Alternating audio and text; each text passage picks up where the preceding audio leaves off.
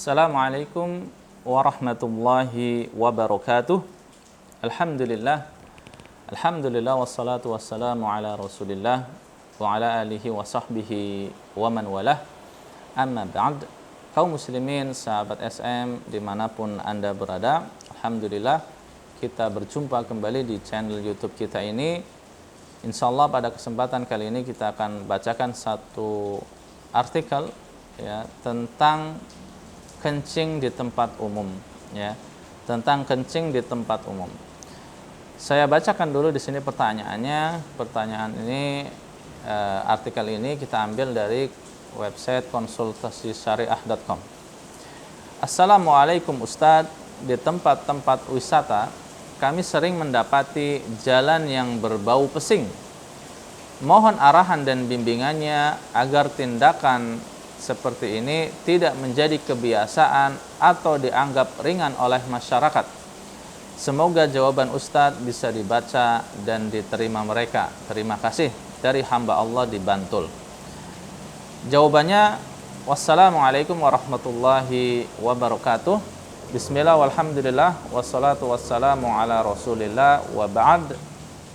Hadis riwayat Imam Ahmad rahimahullahu ta'ala dari sahabat Ibnu Abbas radhiyallahu anhuma di bawah ini telah menjawab pertanyaan di atas, bahwa Rasulullah sallallahu alaihi wasallam bersabda, ittaqul mala'in ats-tsalath, hati-hatilah kalian dari 3 sebab laknat. Qila mal mala'in ya Rasulullah, apa gerangan sebab-sebab laknat itu wahai Rasulullah? Ya, para sahabat bertanya. Kemudian Rasulullah sallallahu alaihi wasallam menjawab, an yaq'uda ahadukum fi dhilli yustadhallu bihi aw fi tariqin aw fi naqima, yaitu seseorang buang hajat di tempat berteduh orang-orang, di jalan atau di genangan air.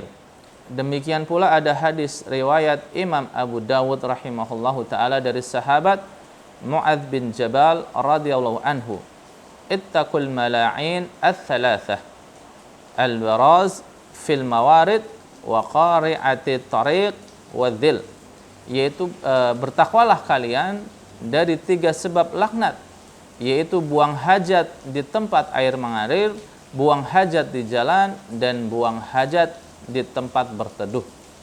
Yang dimaksud dengan menyebabkan laknat adalah orang yang kencing atau buang hajat di tempat umum ini bisa mendapatkan laknat dari 2 sisi. Yang pertama yaitu laknat dari Allah Subhanahu wa taala, dan yang kedua adalah laknat dari manusia yang terzalimi. Ya. Jadi disebutkan oleh Nabi sallallahu alaihi wasallam di dalam hadis tadi bahwa kencing sembarangan, yaitu utamanya adalah di tempat air mengalir, di jalan di mana orang berlalu lalang, kemudian di genangan air atau di tempat berteduh ya, ini bisa mengundang laknat. Dan laknatnya ada 2. Yang pertama adalah Allah Subhanahu wa taala melaknat orang yang seperti ini, yang buang air secara sembarangan. Dan yang kedua adalah laknat dari manusia. Ya, manusia ketika lewat mencium bau pesing, bau yang tidak enak, bau yang kurang sedap, pasti dia melaknat ya, pasti dia melaknat orang yang kencing tersebut ya, sehingga dia mendapatkan doa yang tidak baik, laknat dari manusia selain daripada laknat dari Allah Subhanahu wa taala. Sebagaimana juga ya, kita bacakan kembali sebagaimana dijelaskan di dalam Fatwa Syabakah Islamiyah nomor 38199, mala'in ya, mala'in adalah jamak dari kata mal'anah. Maknanya adalah perbuatan yang dapat menyebabkan pelakunya mendapatkan laknat, yaitu laknat dari Allah dan laknat dari manusia. Laknat dari Allah karena tindakan tersebut adalah tindakan dosa besar. Ya, jadi sahabat, buang air itu disebutkan tadi mengundang laknat, dan laknat dari Allah diantaranya. Nah, ketika ada laknat dari Allah, ini menunjukkan bahwasanya perbuatan tersebut bukan sekedar dosa biasa, tapi termasuk dosa yang besar. Ya, dosa yang besar karena di sini ada laknat. Jadi jangan kita menganggap remeh ya, kita ingin buang air kencing tiba-tiba kita buang di tepi jalan yang sebenarnya itu adalah tempat lalu lalang orang, atau kadang tempat orang berteduh di situ. Ya, ini bukan perkara yang sepele, ya, perkara yang besar karena termasuk perkara dosa besar. Kemudian adapun laknat dari manusia, ya, disebabkan mereka dizolimi oleh najis dan aroma pesing dari bekas air seninya. Sementara doa orang yang terzolimi adalah doa yang mustajab. Bahkan dari orang kafir sekalipun, ya, apalagi dari orang mukmin.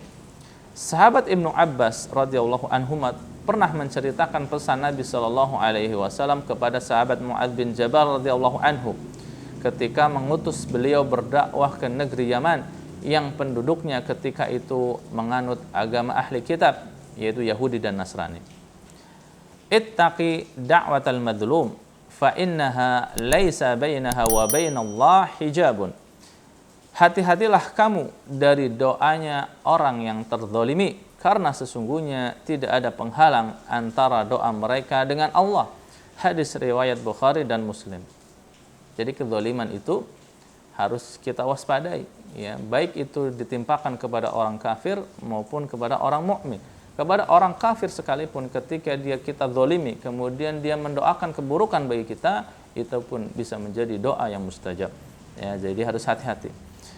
Syekh Muhammad bin Shalih Al-Utsaimin rahimahullahu taala menerangkan, jika Anda sebagai pihak terzalimi mendoakan keburukan kepada perilaku kezaliman, maka doa Anda akan diijabahi Allah meskipun seandainya pihak yang terzalimi itu adalah orang kafir. Anda zalimi orang kafir lalu dia berdoa buruk untuk Anda, maka Allah akan kabulkan doanya. Bukan karena sayang kepada orang kafir, akan tetapi karena Allah sayang kepada keadilan. Syarah Riyadhus Shalihin karya Ibnu Utsaimin halaman 616 jilid 4. Demikian, semoga Allah menambahkan hidayah untuk kita. Dijawab oleh Ustadz Ahmad Ansori LC. Ya sahabat, ya, yang dirahmati Allah Subhanahu wa taala, kita memang sering, ya, mendapati, mungkin kita tidak melihat kencingnya mereka, tapi kita mendapati atau mencium aroma tidak enak, aroma pesing ketika berada di tempat-tempat tertentu. Ya, misalnya di terminal, ya, tempat orang banyak menunggu, tempat orang banyak berteduh, ya, kemudian di halte-halte, di tempat-tempat parkir, di tempat-tempat pangkalan ojek misalnya, ya. Ketika kita melewati daerah itu atau sedang berdiri di situ, kita mencium aroma yang tidak enak, ya, aroma pesing yang menunjukkan bahwa banyak orang yang sering buang air secara sembarangan, ya, mereka menganggap bahwasanya ini adalah perbuatan kecil, perbuatan biasa, perbuatan sepele. Padahal ini adalah perbuatan yang besar, bisa mendapatkan laknat dari Allah Subhanahu wa taala dan laknat dari manusia. Dan ini menunjukkan ini adalah bukan dosa yang biasa, tetapi termasuk dosa besar.